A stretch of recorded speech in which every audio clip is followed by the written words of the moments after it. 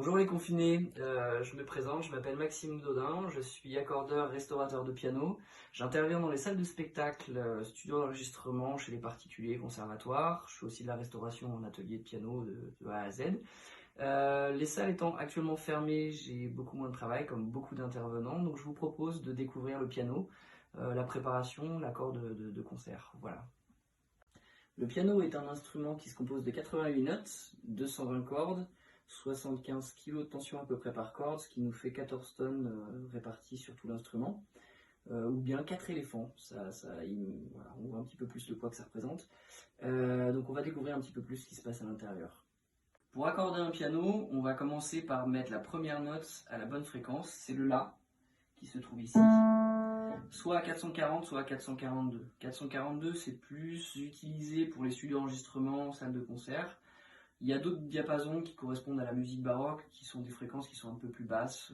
Voilà, tout dépend de l'utilité, mais la plupart du temps, c'est 440 ou 442. Dans le piano, nous avons donc une corde par note au début des basses, ici. On passe à 2.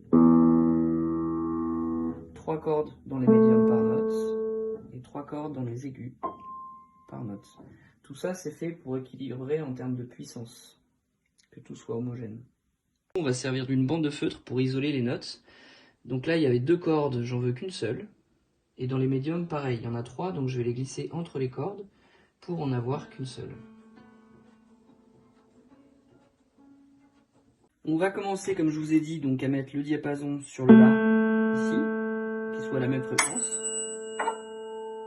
Une fois qu'il est mis à la même fréquence, on va placer les intervalles de notes. Donc on va faire des quartes, des quintes. Chaque intervalle de notes, donc que ce soit les quartes, les quintes, des tierces, ont des battements. Le plus simple à écouter, c'est justement sur les tierces. Donc un accordeur de piano va se baser par rapport à ces battements, donc pour montrer les quartes et quintes dont je vous ai montré, et les tierces. Le but du jeu, donc, c'est de placer de Fa à Fa toutes les notes, donc toutes ces notes-là, et de faire en sorte que toutes les tierces, les battements des tierces, là par exemple ça fait ouin, ouin, ouin, ouin, ouin, ouin, ouin,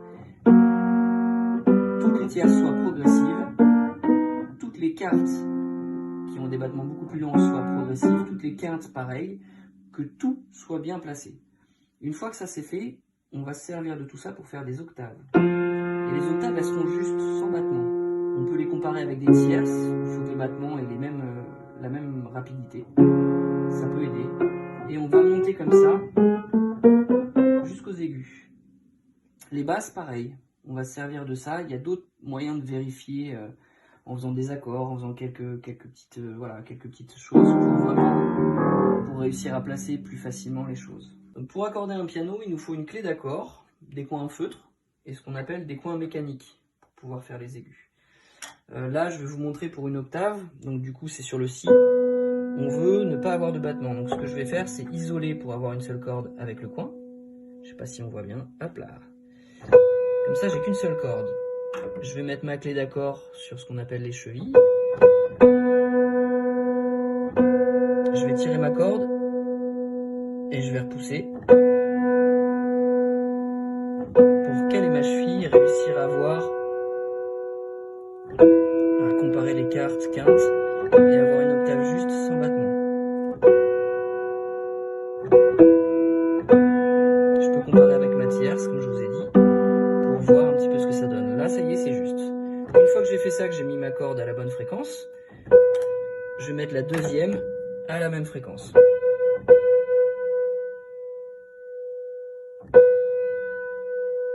Si elle veut bien. Voilà. Une fois que ça c'est fait, on va étaler tout ça, comme je vous ai dit, dans les aigus et dans les basses. Donc une fois l'accord effectué, on va reprendre un petit peu le frappé du marteau ou le piquage pour justement avoir des notes qui sont partout égales, où le son part dans la même direction. Un marteau qui ne frappe pas par exemple les 3 cordes en même temps, ça peut créer des sons un peu nasillards ou des choses qui ne sont pas droites. Le but c'est d'avoir quelque chose d'homogène pour que le pianiste puisse exprimer le plus possible. Donc un marteau qui ne frappe pas les 3 cordes en même temps, on le vérifie comme ceci. Par exemple là, la première corde elle est prise, la deuxième elle est prise, et la troisième, elle sonne à vide. Cette opération, ça s'appelle la portée. Donc pour corriger ça, soit on va venir frapper les cordes avec une petite tige en laiton, pour les mettre dans le même plan. C'est pas à faire chez vous ça, hein, parce qu'il faut vraiment avoir l'habitude et il faut savoir quoi écouter. Ou soit on va venir avec une petite cale corriger les petits bourrelets de feutre ou ce genre de choses là, afin de corriger le marteau. Une fois donc la portée faite, nous allons en fait vérifier que chaque corde a le même timbre. Par exemple ici, on a une corde là qui est assez feutrée, et de l'autre côté, si j'arrive, elle est plus claire. Pour ça, on va utiliser ce qu'on appelle un pic-marteau. Donc ça, c'est des opérations comme la portée et l'accord d'ailleurs. C'est des opérations qui sont vraiment pas à faire chez vous tout seul parce que vous pouvez carrément bousiller votre piano. Donc du coup là, pour reprendre, on va venir piquer un petit peu sur le devant du marteau pour détasser en fait le feutre et réussir à avoir un son plus feutré. Il y a différentes façons d'harmoniser un piano, ça s'appelle de l'égalisation. Donc c'est ce qu'on fait en préparation de concert. Donc un marteau de piano, donc c'est une pièce en bois qui est garnie de feutre. Le feutre est pressé. Suivant comment on va détasser donc à l'aide d'un pic-marteau le feutre du piano, on va pouvoir ouvrir le son, le fermer, le faire sortir du piano ou pas. On va pouvoir faire beaucoup de choses, le rendre plus feutré, même des fois plus clair. Et il y a plusieurs zones, donc par exemple cette zone d'ici à ici, on va ouvrir le son. Il faut que ça soit symétrique, hein, la façon de piquer. Ça, c'est tout ce qui concerne l'harmonisation. C'est des étapes qui se font grosso modo tous les 5 ans sur des pianos, chez des particuliers, voilà. Globalement, l'entretien d'un piano, c'est tous les ans un accord, tous les 5 ans l'harmonisation et tous les 10 ans reprise de réglage.